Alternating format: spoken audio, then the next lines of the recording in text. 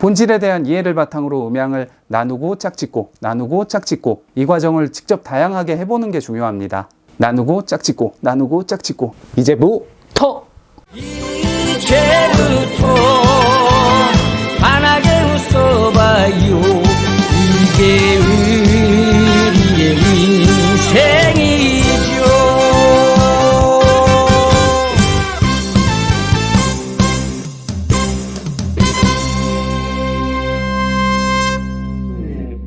선생님들 안녕하세요. 명리를 사랑하는 김명리입니다. 네, 오늘 소개해드릴 책은 음양이 뭐지입니다. 뭐지? 흔쾌히 리뷰를 허락해주신 YGL리 출판사 조동욱 발행인님께 감사드립니다. 구벅. 젊은 한의사가 쉽게 풀어 쓴 음양오행 세트라는 시리즈로 오늘 소개할 음양이 뭐지를 비롯해서 오행은 뭘까? 음양오행으로 가는 길, 이 세 권이 시리즈라고 하네요. 네, 출판사 서평을 보면 음양오행은 어렵고 신비한 꿈나라의 이야기가 아닙니다. 해가 뜨고 달이 지고 우리가 밥 먹고 음악 듣고 잠자는 등 일상의 모든 현상에 대한 동양적인 풀이입니다. 또한 나와 주위를 새로운 시각으로 볼 수 있는 쉽고 재미있는 과학입니다 라고 되어 있어요. 제가 이 책을 선택한 이유는 일상적인 사례도 있고 과학적인 접근도 있고 한의학적인 설명도 있고 되게 다양한 관점으로 음양에 대해 쉽고 재미있게 설명해 주고 있습니다. 책의 호흡도 짧은 편이라 읽기도 편하고요. 네, 여기 보니까 10쇄까지 나온 책인데 발음이 보니까 10쇄까지 나온 책인데 그만큼 좋은 책이라서 꾸준히 사랑받는 것 같아요. 저자는 전창선 어윤형 선생님이고요. 한의사시고 동양 정신문화의 올바른 전파와 이해를 위해 힘쓰고 있다라고 되어 있네요. 이 책도 그 결과물 중 하나인 것 같습니다. 응원합니다. 서문으로 시작해서 1장 잃어버린 원을 찾아서, 2장 우주를 낚는 그물, 3장 세상을 보는 음양의 눈, 4장 나는 누구인가, 그리고 음양을 마치면서라는 맺은말로 마무리가 되는데요. 서문부터 살펴볼게요. 서문이 초판 버전하고 개정판 버전하고 두 가지가 있어요. 서문에서 인상 깊었던 부분은 음양오행을 올바로 이해하면 뿌연 안개로 뒤덮인 동양의 바다를 항해하는 데 필요한 나침반을 얻게 될 거란 부분이었는데 동양의 바다 속엔 명리학도 있을 것 같네요. 1장 잃어버린 원을 찾아서에서는 음양운동의 상징인 태극도에 대한 이야기, 우주에 대한 이야기, 원운동에 대한 이야기가 나옵니다. 가장 인상 깊었던 부분은 시간과 공간은 둘인가 하나인가 라는 챕터였는데요. 에너지가 곧 질량이고 눈에 보이지 않는 무형의 에너지가 눈에 보이는 유형의 질량이라는 내용이 나옵니다. 무형은 유형으로, 유형은 무형으로 끊임없이 순환하며 늘어나고 줄어듦도 없이 이어져 가고 있는 것이 우주의 실상이라고 해요. 이 개념은 사조 해석에서도 자주 활용되는데요. 예를 들어 12운성 걸록 제왕을 유형으로 본다면 절태는 무형으로 볼 수 있겠죠. 교육이나 서비스업 등 무형적 경제활동을 했을 때 역량 발휘를 잘 할 수 있는 사주가 있고, 제조, 실물 판매 등 유형적 경제활동을 했을 때 역량 발휘를 잘 할 수 있는 사주도 있을 거고요. 이 공간은 눈에 보이는 유형이고 시간은 보이지 않는 무형입니다. 색즉 시공, 공즉 시색. 색과 공이 다른 것이 아니라는 의미죠. 시간과 공간은 둘이면서 동시에 하나입니다. 청간과 지지도 둘이면서 동시에 하나입니다. 간지는 동체입니다. 그래서 저는 운을 볼 때 청간 5년, 지지 5년 따로 보는 방식을 사용하지 않습니다. 상태에 따라 왜곡이나 시간차가 발생할 수 있지만 간지는 동체니까요.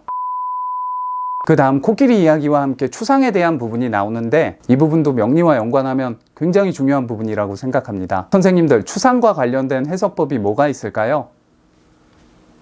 네, 맞습니다. 물상법이죠. 보이는 것에서 보이지 않는 걸 볼 줄 아는 능력인데요. 개인적으로 명리로 갈 수 있는 가장 높은 수준의 단계라고 생각합니다.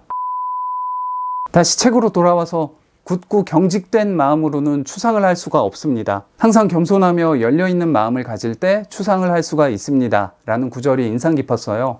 여기까지가 전체 4장 중 1장이었고요. 2장에서는 우주를 낚는 그물이라고 해서 본격적으로 음양 이야기가 나옵니다. 음양의 개념, 한자의 의미, 곡선운동, 계속 변하는 특징 등이 나오는데요. 본질에 대한 이해를 바탕으로 음양을 나누고 짝짓고 나누고 짝짓고 이 과정을 직접 다양하게 해보는 게 중요합니다. 나누고 짝짓고 나누고 짝짓고 나누고 짝짓고 나누고 짝짓고 나짝 나누고 짝짓고 나누고 짝짓고 나누고 짝짓고 나누고 짝짓고 결국 명리학도 간지를 이용해서 음양이 어떻게 나뉘고 어떻게 변하고 어떻게 짝짓는지를 파악하는 공부로 볼 수 있습니다. 3장 제목은 세상을 보는 음양의 눈이고요. 이 안에서 다시 짝이 있는 우주, 홀로 있는 우주, 밝혀지는 우주 세 챕터로 나눠져 있습니다. 짝이 있는 우주 파트에서는 과학 실험 사례도 나오고 동물 얘기, 식물 얘기, 상생상극 개념, 음양화합, 음양의 상대성, 인체 속의 음양, 박테리아 등 다양한 이야기를 통해 짝을 어떻게 맺는지의 관점 위주로 이해를 돕는 그림과 함께 이야기하고 있습니다. 천지가 짝이 되고 일월이 짝이 되고 성신이 짝이 되고 수화가 짝이 되고 토석이 짝이 되고 일월 성신과 수화 토석이 짝이 된다는 부분으로 정리할 수 있겠네요. 가장 인상 깊었던 부분은 사람의 일생에서 영혼의 죽음과 재탄생이 시작되는 부분이 32세 전후라고 나오는데 깜짝 놀랐어요. 제가 그 시기에 성격하고 가치관이 진짜 많이 달라졌거든요. 신기했습니다. 3장의 두 번째 파트인 홀로 있는 우주에서는 음양의 일원성, 하나의 태극 속에서 음과 양이 어떻게 공존하고 있는지를 사례와 함께 설명합니다. 예를 들어 몸과 마음이 합쳐서 하나의 생명체를 이루고 있고 몸과 마음이 두 개로 나뉘면 죽었다고 하죠. 어떠한 존재도 음양의 힘이 1대1로 맞물리지 않으면 물체와 에너지를 유지할 수 없다는 내용이 나오는데 사주 해석에서도 활용되는 부분입니다. 예를 들어 재성을 중요하게 사용하는 사주에서 재성만 있을 때와 재성과 짝을 짓는 인성이 있을 때와 비교한다면 후자 쪽이 재성을 유지하는 데 더 유리하다고 볼 수 있겠죠. 다음으로 강유의 개념이 나오고요. 부드러움과 강함이 합쳐서 겉이 부드러우면 속이 딱딱하고 속이 부드러우면 겉이 딱딱한 것처럼 하나의 태극 속에 음과 양이 동시에 존재한다는 내용입니다. 또 인상 깊었던 부분이 오징어 이야기에서 나오는데요. 병의 원인이 되는 것에 반드시 그 병을 치료하는 약이 있다고 해요. 아내가 마음의 상처를 받았다면 상처를 준 남편이 달래주는 것이 가장 완벽한 치료라고 나오네요. 운동으로 뭉친 근육은 운동하면 풀린다는 말도 비슷한 것 같아요. 그 다음은 자석 실험을 예로 들어서 음양을 나누면 거기서 또 음양이 생성된다는 점이 나오고요. 나는 평소에 조용하고 내향적인데 나보다 더 과묵한 친구를 만나면 내가 먼저 대화를 리드하게 되는 상황도 비슷한 현상인 것 같아요. 다음으로는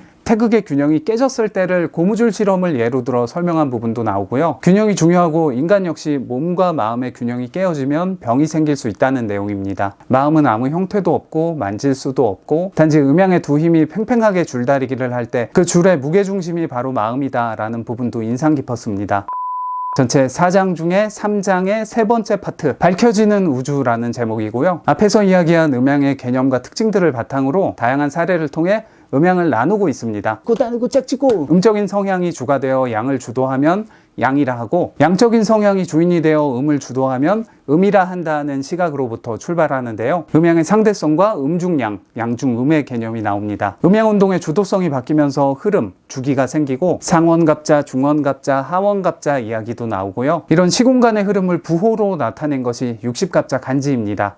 다음 내용으로 식물과 동물을 기에 의해 세워지는 기립지물과 몸에 정신이 있는 신기지물로 나눠서 살펴본 부분도 되게 좋았고요. 고등동물이 될수록 자기 스스로의 강한 운을 가지게 되며 환경과 짝을 이루지 않고 자신의 독자적인 음양 사이클을 유지하는데 인간은 다른 생물에 비해 태양시계의 영향을 크게 받지 않는다는 내용이 나옵니다. 여기서 태양시계를 모두가 영향받는 세운으로 본다면 자신의 독자적인 음양 사이클은 각자 다른 대운으로도 볼 수 있겠죠. 우리가 2019년 기해년이라는 시공간에 함께 존재하고 기해년의 영향권 안에 있지만 각자의 대운과 원국이 다르기 때문에 영향을 받는 정도와 나타나는 양상이 다른 것처럼요. 또 인상 깊었던 부분이 인간이 가장 강한 자율성을 획득해서 스스로 이상적인 소우주를 이루는 순간 대우주의 질서에서 멀어질 수 있는 이율배반적 상황이 생기기 때문에 동양에서는 인간에게 교만을 버리고 대우주의 질서에 순응하라고 가르친다는 부분이었어요. 저는 사주도 순응이라는 큰 틀에서 열린 부분, 자율적인 부분을 어떻게 활용할 것인가를 보는 게 바람직하다고 생각합니다. 사주 이론 중에 자연법이 떠오르네요. 그런데 한편으로는 이미 현대사회에서 인간이 자율성을 강하게 쓰면서 살고 있기 때문에 자연법적 시각으로만 판단하면 오류가 생길 수 있다고 생각합니다. 다음으로 한난조습에 대한 내용이 나오고 태양, 태음, 소양, 소음, 사상체질에 대한 이야기도 나옵니다. 약을 보는 법이라는 챕터에서는 병의 주인이 양이면 약의 주인은 음이 되고 병의 주인이 음이면 약의 주인은 양이 된다는 부분이 인상 깊었습니다. 어떤 기운이 주체이고 어떤 기운이 객체인지 본체와 현상, 체와 용에 대한 내용도 나오고요. 진맥, 풍수, 육체와 영혼 등의 예를 들어 음양을 설명합니다. 유형, 무형의 개념으로 접근하면 유형의 육체와 무형의 정신이 합쳐져서 나라는 음양이 합쳐진 존재를 이루는데 육체적인 기능이 정지되어도 정신은 무형의 상태로 존재할 수 있겠죠. 특히 성인이나 학자분들의 사상과 정신이 그분들이 돌아가셨어도 후세에 전해지는 것처럼요. 다음으로 무국, 태극, 환극 이야기가 농구 시합의 예와 함께 나오는데요. 이해하기 쉬운 농구라는 예로 태극도와 함께 설명해 주셔서 좋았습니다.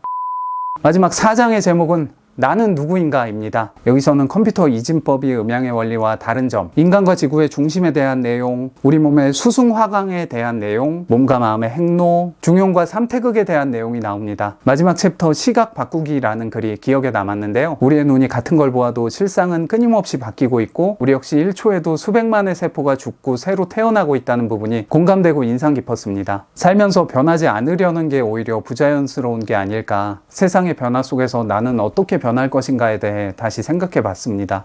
마지막 부분에 경직된 고정관념을 버리고 자연의 참모습을 보자는 내용이 나오고 음과 양은 인간이 만든 인식체계 속의 약속도 아니고 철학도 아니고 자연의 기본 원리라는 맺은말로 책이 끝납니다. 이 책을 읽은 제 소감을 정리하면 명리에서 가장 비중을 높이 둬야 할 부분이 음양이라고 생각하는데 그 음양을 집중적으로 재미있고 쉽게 과학적, 현상적, 의학적 예로 설명해줘서 너무 좋았습니다. 누군가 제게 음양에 대한 책을 추천해달라고 한다면 고민 없이 이 책을 추천하겠습니다. 특히 명리 공부하시는 분들께는 더욱 강추하고요. 읽어보신 선생님들은 어떠셨는지 댓글로 생각 나누면 좋겠습니다. 오늘 준비한 내용은 여기까지입니다. 괜찮으셨다면 구독, 좋아요, 알림 설정 부탁드릴게요. 네, 지금까지 저는 명리를 사랑하는 김명리였고요. 선생님들 감사합니다.